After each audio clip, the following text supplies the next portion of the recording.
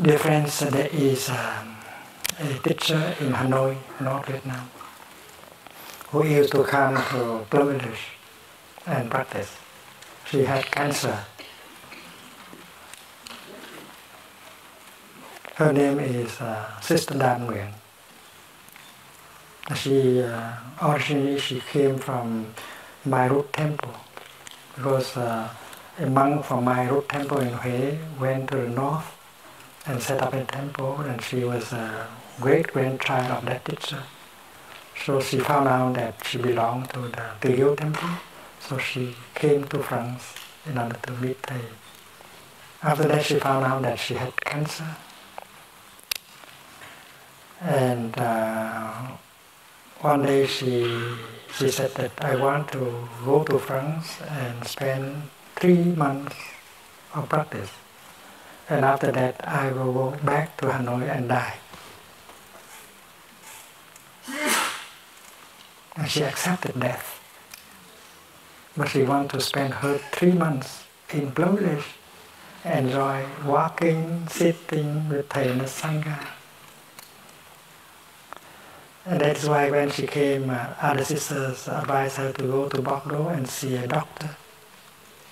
She said, no, I don't need to see a doctor. I have accepted my death.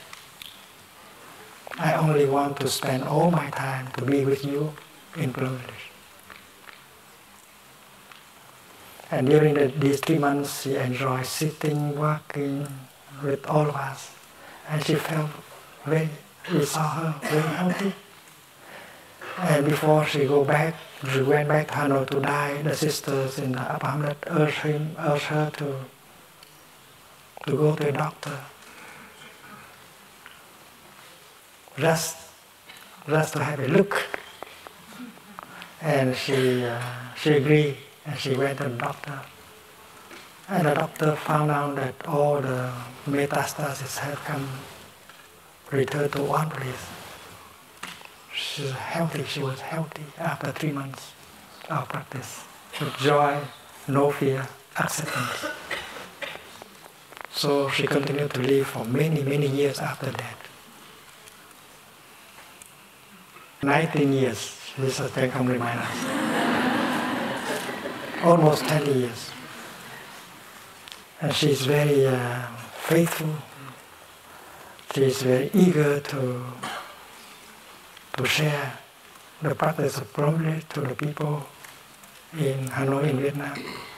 Because we are still a communist country, it's difficult for us to organize retreats and practice like this. When a retreat is organized, many thousand people come and they don't like that, especially young people. So during Thay's visit in Vietnam, we were authorized to have some retreats. And each retreat for young people was attended by more than 5,000 people. And the party and the government didn't like that. They cannot control. People are so young, enthusiastic.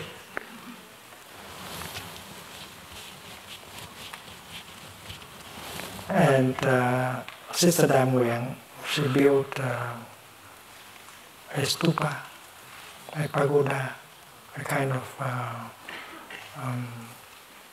memorial in her temple for Thầy. Because in our tradition, every teacher should be honored by a pagoda, a temple, a stupa. And when I went to Hanoi for the first time in 2005, the stupa was already built. And I told her that Thầy does not need a stupa. Thầy doesn't like to sit in a stupa. He wants to be everywhere. But I have already built one for you, dear Thầy. And they said, in that case, you have to make an inscription in the front of the stupa. And you have to say, I'm not in here.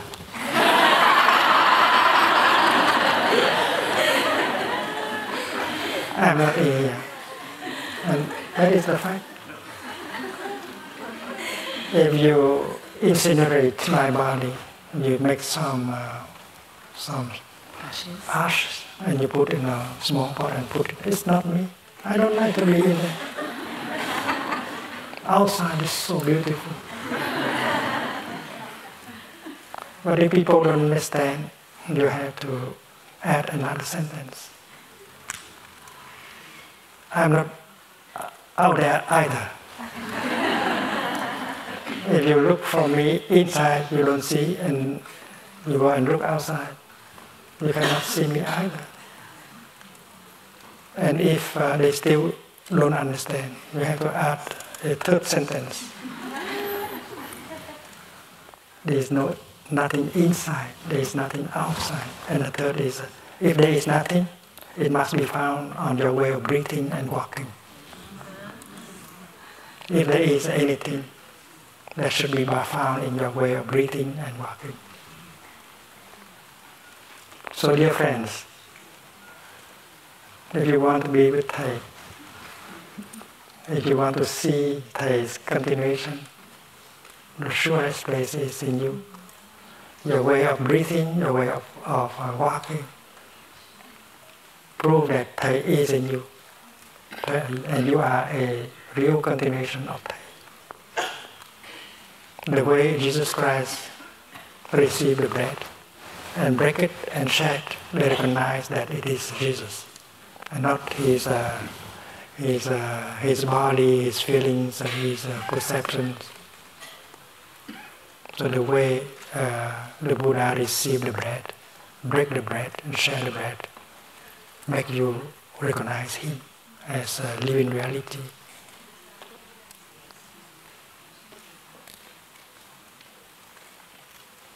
So they care very much about his continuation body.